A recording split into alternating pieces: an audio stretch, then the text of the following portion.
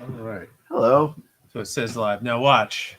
Our phones are going to get all types of emails and text messages It always happens. like last time.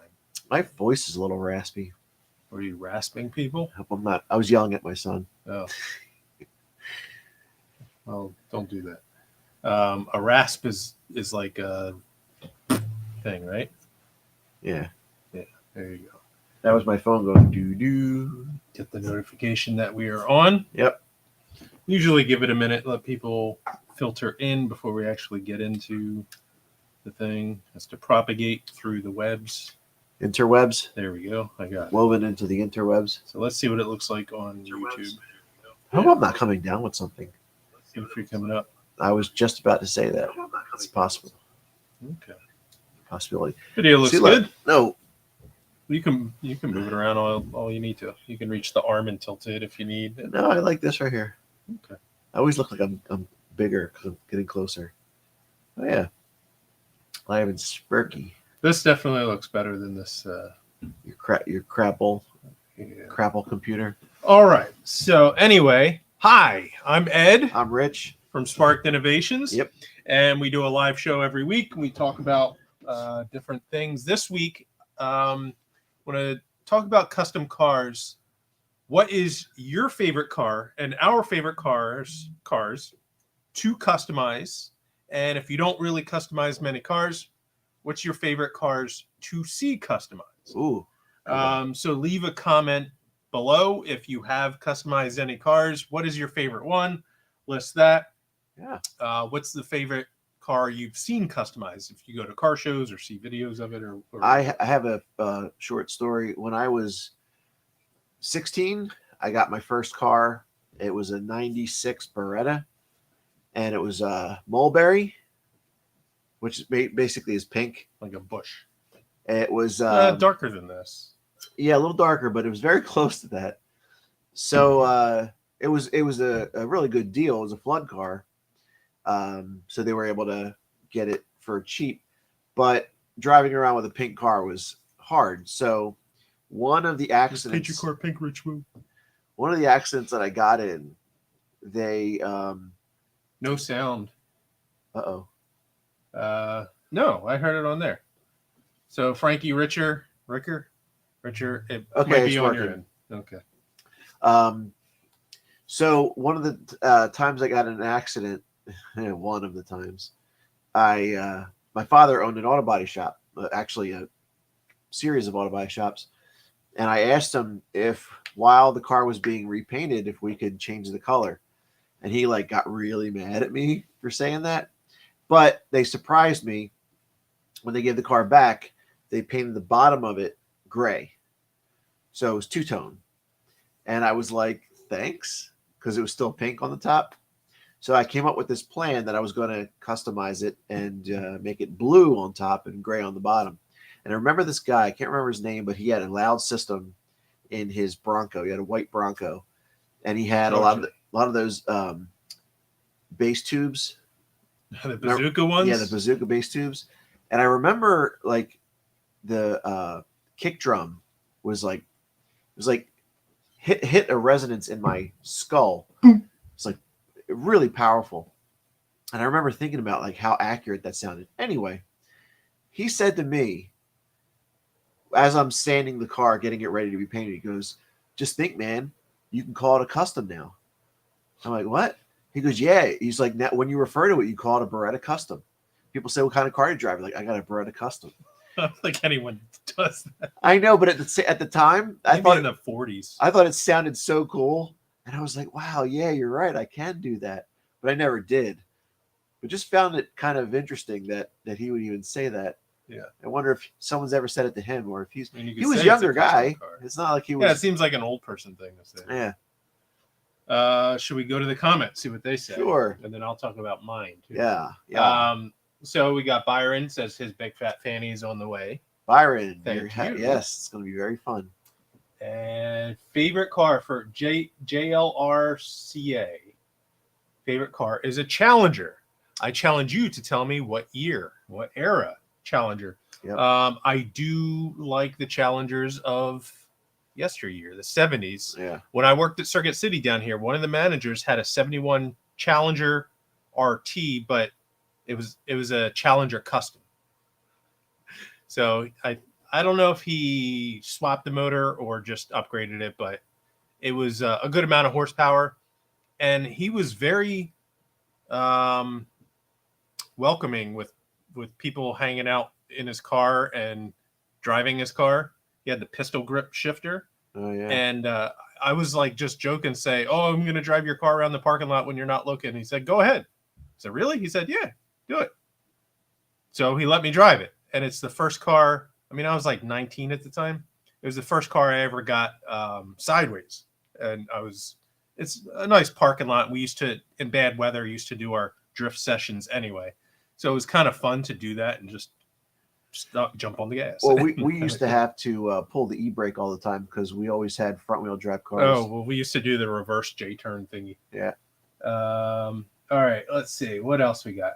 Scott Dillbeck in the house. Hey, Scott. High Five Vega. What's going on? Hi, Rob. Hey, Rob. I'm looking into getting the thingy-majiggy. Still haven't heard back, but Powell. working on it. I don't know how to say Pavel Sedzinski. Oh, Vega says he'll shoot you an email. Oh, Pavel. It just got released from customs. They needed a certain form. We thought we sent it, but anyway, it's been released. That was yesterday, I think. Right? That was yesterday. I think it or today. It could arrive as early as tomorrow or Friday. Frankie says 73 Challenger. So exciting. Pablo, 64 Impala. The old Impalas, I mean, that's a 6.0. iconic. That's a 6.0, man. That's an iconic car. And when I grew up being teenager into the 20s, lowriders and mini trucks were my thing. Like, that's what I really wanted. And I couldn't own or build them. I didn't have the resources.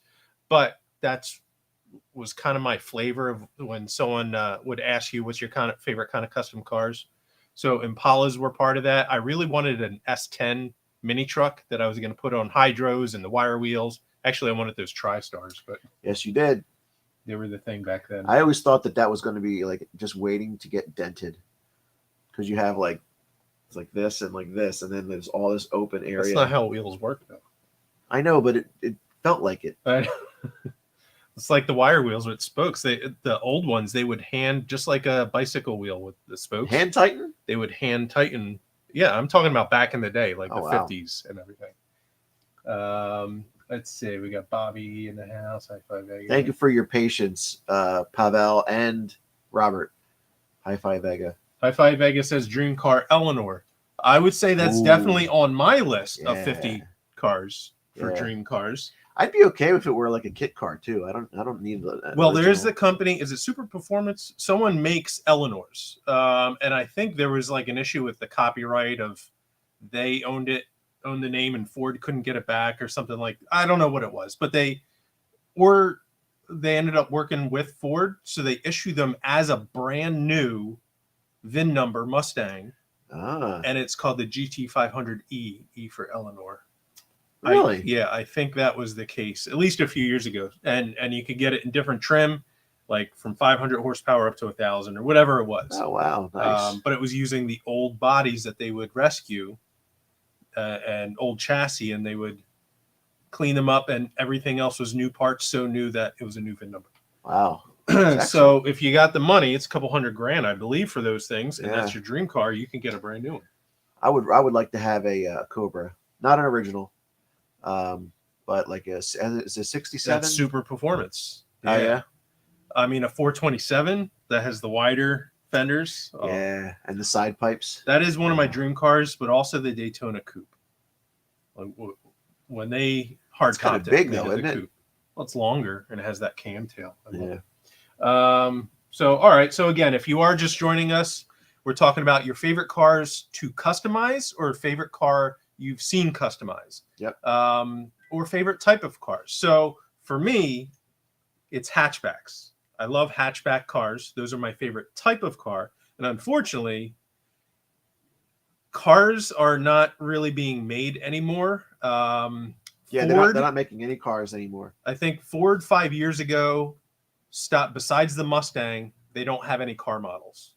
It's all SUVs, trucks, and vans. Oh wait, like models that like Yes, car models, like, you know, models of cars. Oh, So Ford isn't really in the car business much anymore. I think Chevy, it's just the Camaro and the Corvette and the Impala, or Malibu. One of the whatever the new ones. They have basically 3 car models. Dodge, I believe, just has and they got rid of the Viper. It's just the Challenger and the Charger. Like there's no, like, you know, my first car was a Plymouth Duster. I had a Plymouth Horizon and a Shelby Charger, which was related to all those cars. Most vehicles I've owned over the years have been cars, and small hatchbacks are one of my favorite cars to customize. For audio, they're great. They're one of the best cars you can do for car stereo stuff, right? Yeah. I mean, you know, easy to get into the cargo area. You can get it's deep bass like right away. It's the same area. You're in the listening environment. Yeah, and you're just loading the rear corners of it. So I think that's why that Bronco sounded that good. Probably. And SUVs do that too. But there's something to be said of a sportier, lower slung, more angular back glass type of car. And there's not really, at least not domestic. You know, there was the Cougar. Remember my your Cougar? Mercury Cougar? Yeah. And that was like, so the only 2-door kind of fastback hatchbacks you can get now are high-end sports cars or imports. So he had a Mercury Cougar. I mean, Ford Probes were out there. There were all types of cars. That was the reason I got that car too. I remember opening it up and everything was like visible, and the hatch went so far back. It was like a really long hatch. All this access, and I just loved it. Yeah. And out of all those cars, my favorite one to actually that I have customized is probably my current HHR. And that's a hatchback. It's a wagon. There's no real station wagons being made anymore. Yeah. Unfortunately, people see the proportions in it. To them, they think it's an SUV, but your GTO's roofline is higher than my HHR. So people don't realize how small it is until you get in it and everything. Your Duster had a pretty long hatch too. Yeah, what I remember. It did have a rear seat, but then it's sloped back, kind of like the Mustangs of the era. It was so long in the back that I can fit my box of 612s. Well, that I folded down the seat. Yeah. To do. Without that, I could probably fit. You know, it was probably 30 inches deep of cargo space back there. Yeah. And my 85 Shelby Charger was the same way. So I would say my favorite car that I've been customizing or what I've been doing is my HHR. But if I can choose any car I've had in the past and any car I've worked on for customers, take any one of those cars now with an unlimited budget and customize it any way I want, it'd be my 85 Shelby Charger. Although I would probably upgrade it to the 87 GLHS version of it. That would be my favorite car to customize. I love the way the dash, it was simplistic, but had enough going on that you can customize. It had the dash with a console. Right. And it was angular with a lot of different compartments. So I put in my turbo timer. I had boost gauge in another section. I had my EQ. Remember the 7-band EQ with the lights on it and all that stuff. Then my head unit and all that. And you had this kind of stack that you can do stuff like that with. And it was just one of the most fun cars to kind of play around with. And I wish back then I knew what I do now and had the capabilities that I do now. I would do it so much better. Didn't they not build that engine very well to handle the turbo? Like it was never designed to be a turbo. No, that engine was designed to be a turbo. But my version being the Shelby Charger, not the GLHS, it was non-intercooled. And I couldn't just add an intercooler. You would have to get a whole different intake manifold and everything. It didn't allow room for any of the piping. Well, that was the problem. And that's why it led to detonation when I tried to up the boost and all that. Because it was hot air. So when they came out with the GLHS, they intercooled them. That was the main difference between the two. And that they had a dealer installed Super 60 package, they called it, that would take it up to 300 horsepower back then. So that would be my favorite car to customize audio wise. cosmetic wise, engine wise, like that's my thing. So let me know in the comments below. Again, what is your favorite car you've customized or have seen customized? Let's go back a little bit. Hi-Fi Vega, like that Brian's GTR from Fast and the Furious 2. I've seen videos of either one of the cars from the movie or like recreations, and it is pretty cool. As and again from the era, has the blue like neon lights on it, has like the nitrous purge valves shooting off. Factory 5 builds those Cobras. Oh, okay. Marty McFly's Toyota. Toyota came out with a reissue version of that. That holds a special place in my heart. When he opened the garage for the first time, it was all like shiny and yeah. One day, Jennifer, one day I'm going to have a truck like that. And Hi-Fi Vegas customized DSM Eagle Talon, which is related to Shelby Chargers in a way. Square body and round body S10. Currently 01 Isuzu Trooper. Bill Shaw had an Isuzu Trooper. Yep. In high school. But the square body S10 is really what I want to do. I've seen that. As far as what I've seen customized, probably those Mercury Customs or there's so many. But S10s, lowrider S10s. Is that Eagle Talon the same as the Plymouth Laser, Mitsubishi Eclipse Stealth? Dodge Stealth is the Mitsubishi 3000 GT or GTO, which was also the. I thought it was an Eagle. There was also an Eagle in there. It was an Eagle or Plymouth version of that. I think it was was it Plymouth? I forget, but that was the bigger one. Okay. The V6 version. 86 Daytona Shelby Z412s. Yeah, there you go. Another car related to my Shelby Charger. The Daytona was more related to like the Plymouth Laser and Eagle Talon and all that. It was the next generation. God, the Plymouth Laser. Yeah, but the Shelby was all done in Shelby, California, or whatever back then. Before 12s in those, and that was a little bit smaller than my Charger and Duster as far as the cargo space, but it was still decent enough. Fast back kind of slope in the back. What else we got? Blake wishes he had his own garage, so he could get a dedicated base vehicle. Until I was in my 20s, I built all my vehicles on my street because I didn't have a garage or a driveway. I walled 2 vehicles out on my street in the neighborhood. That old lady always, get out of that car. Yeah. That's it. I'm your neighbor. She was like 90 and wouldn't know who we were, even though we've seen her our entire life. Get out of that car. I'd go and take groceries out of my mom's car, like, hey, you stop, you get out of that car. That's not your car. I'm like Lillian, I'm your neighbor. So funny. Goes like hell. Yep, that's the GLHS, and the GLH and the GLHS was goes like hell some more. Should have been the GLHS-M, right? Yeah, maybe. And Diamond Star Motors. That was all the Mitsubishi variants of those. Oh, right. Yeah. Things like that. So now you don't customize much anymore. But if you could choose through history a car you had access to. That's tough, man, because audio-wise, it'd be the Cougar. But at the same time, there's not a lot of love or support for the Cougar anymore. It kind of like just faded away into existence. That's the only car you had aftermarket wheels on, too. Yeah. And I sold it with the aftermarket wheels on there. You had 2 Cougars. A 99 and a 4-cylinder and a V6. Yes. The V6. Yeah, the 99 was automatic, and the V6 was stick. It was my first stick. Actually, never really drove stick before. So when I drove it home, you drive my Duster probably. Well, yeah, but not like once. That's what I'm saying. So I knew it in theory. So I bought it basically digitally. I didn't go to see it ahead of time. They'd shipped it up.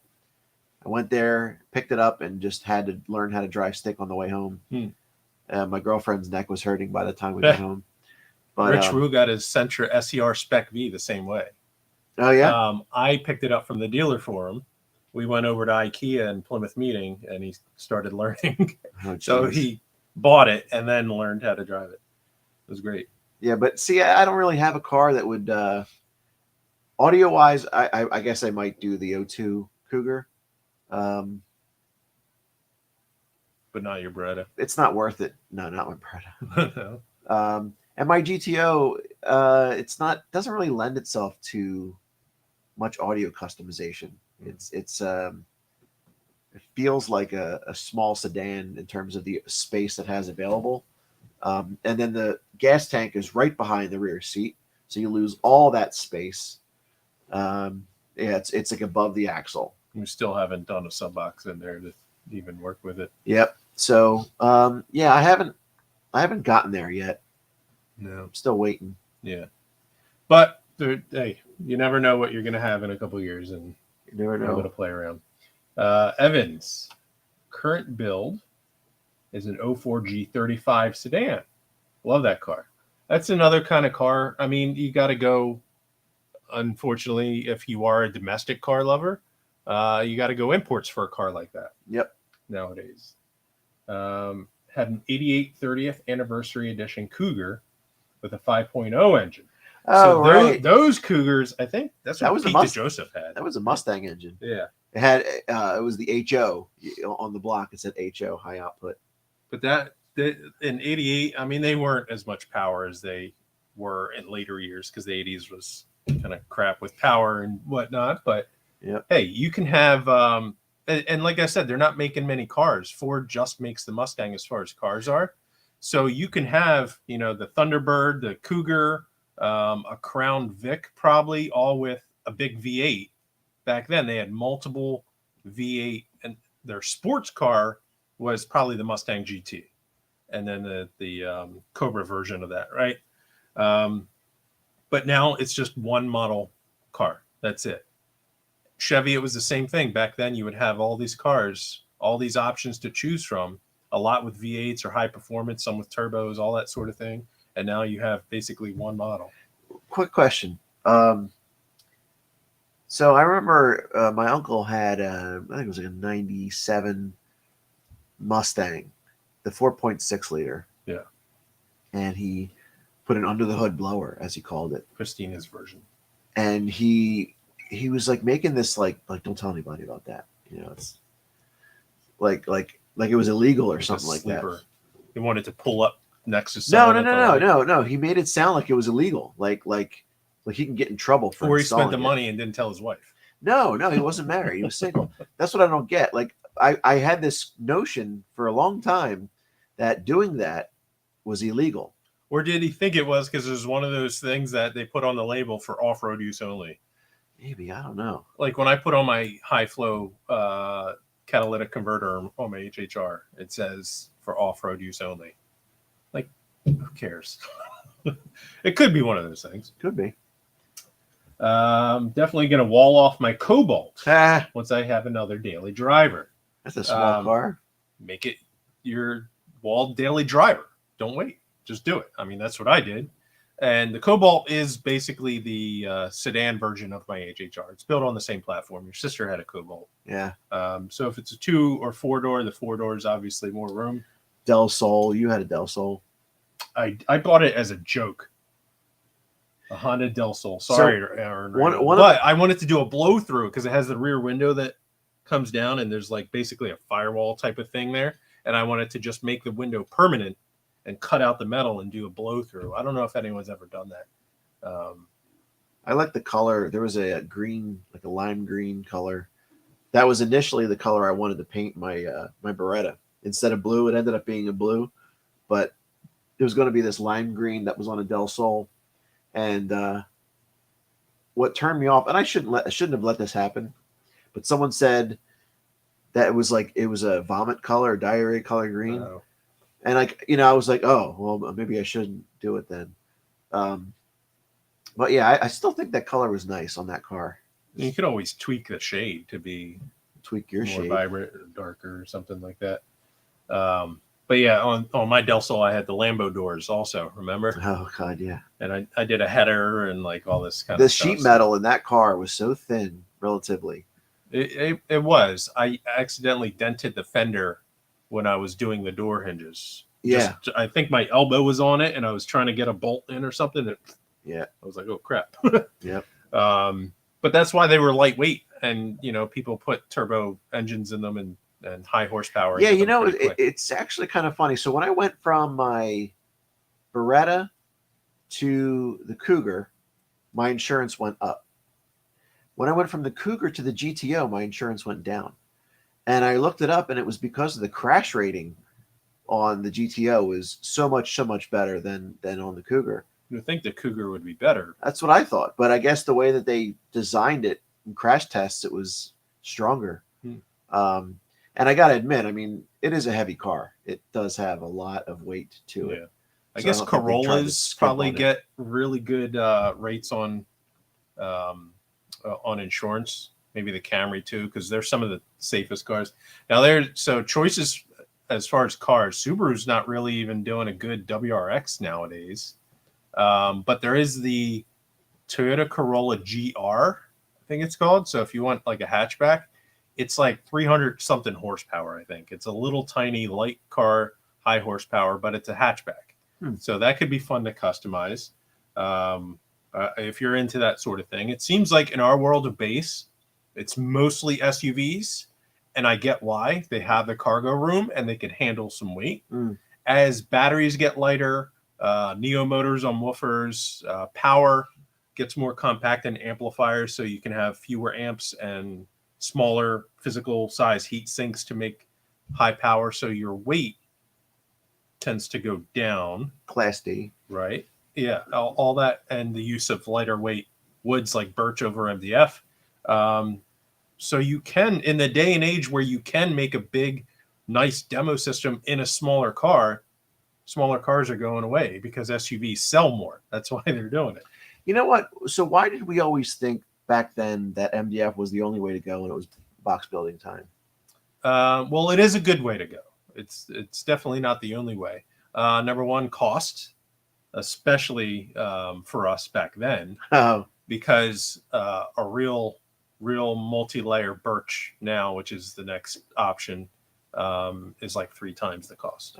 And also accessibility. There's no store you can go to buy the real birch. It's birch faced, the stuff at Home Depot and Lowe's, right? But the inner cores are. Well, I thought also because you couldn't screw into the edge. Well, you can on the real stuff. Oh, but the stuff you find at Lowe's and Home Depot, like I said, it's pine, and you'll see pits and missing sections. So screwing into it is like terrible. So it's accessibility and cost, and so for us to go to a store, the only real stuff was MDF.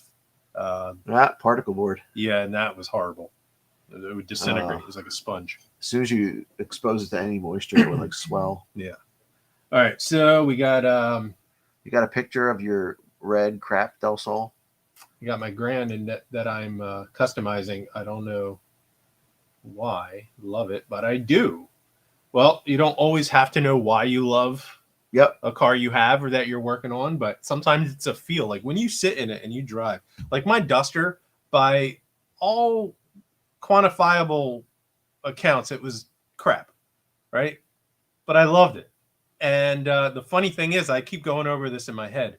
When I was 16, I got it. It was an 87 Plymouth Duster. So it was 9 years old when I got it. And then it seemed old and like, why is this thing still on the road? But it was 9 years old. My HHR now, which turns heads, and I have clutch issues now, but the body, the interior, all the stuff is like clean and in good shape, and it still fits in as a modern car. And it's a 2008, so 14, almost 15 years old, right? Yeah. So much older than my first car was when I got it, and that's just because cars in the 80s and the 90s they weren't made to last, and they were like very dated with their styling and whatnot. So by all accounts, my Duster was crap, but it still holds a place in my heart, and I still love it, and I would love to someday maybe buy another one to just drive around in it. Like it was fun. El Fuego from the Pacific Northwest. Hello. Blake says, and yeah, small car, but I've seen a box design to do two DD9918s and a tap torn. I did a tap torn in my Duster. I did like so much experimentation with that. Never could make it right though. Thoughts on down for sound amps? I have not used them myself. I've seen them in builds and I've seen them in person. I know what they're to the quality that they're built, and it's a good solid amp. Especially if you like some retro styling. It's like US amps from back in the day. Oh, right, yeah. So they have all the color options. I noticed the terminals on one of them is the same configuration as the Sundown Salts. Mm-hmm. The way it has like 2, 2, and 2, and the way the negatives. A lot of amps do that. Do that? Okay. Yeah. But they're good solid amps. So I mean, any amp of that price range is usually about a pretty good bet to get. There'll be differences in quality and performance, but they're all a pretty safe bet. Hello from the Pacific Northwest. Yep. Got a picture of my Del Sol. I doubt it. I mean, that was back in, what year was that? 2006, 5 or 6. When I picked you up from the on the highway. Yeah, when the engine blew. Yeah. I didn't have it very long, and this is the day, the age before real cameras. I probably had a flip phone. I probably did have a camera on there, but it wasn't like a thing anyone did. So unless I got my disposable Kodak out, then I don't have any pictures of it. It's a good point. Is that it? It looks like it. We are at our time. Okay. It sounds like a therapist. What was the one? I'm aware of the time is one I heard from a therapist I didn't like. I'm aware of the time. It's like, yeah, I'm aware of the time too. Like, what? I don't know what that's from. Let's do another thing about favorite movie cards next time. Okay. Talked about Eleanor on here. Yeah. That's a good one. It's a good segue. We have about 50 from that movie alone. So, all right, we'll see you guys next week. If you are watching this after the fact and you want to comment, go ahead and do that. He won't read it. You do. I will. Right? Yeah. You get the notifications that pop up and whatnot. Therapy was good, it says so. Thank you. Car therapy. That's what we need to do. Got my big fat fanny the other day. Woohoo! Hopefully one day I'll get your shirt. I messaged him again. This guy's driving me nuts. He's driving me nuts. Get it? And I put stickers in the box for you, so hopefully you got that too. But thank you. We appreciate your patience with that. And we got almost all of them done. There's a couple more headed out. One other one went out today. All right. Better late than never. That's right. Well, thank you. Have a good day, guys. We'll see you next time. Thank you, guys. Take care. Be safe. Stay warm.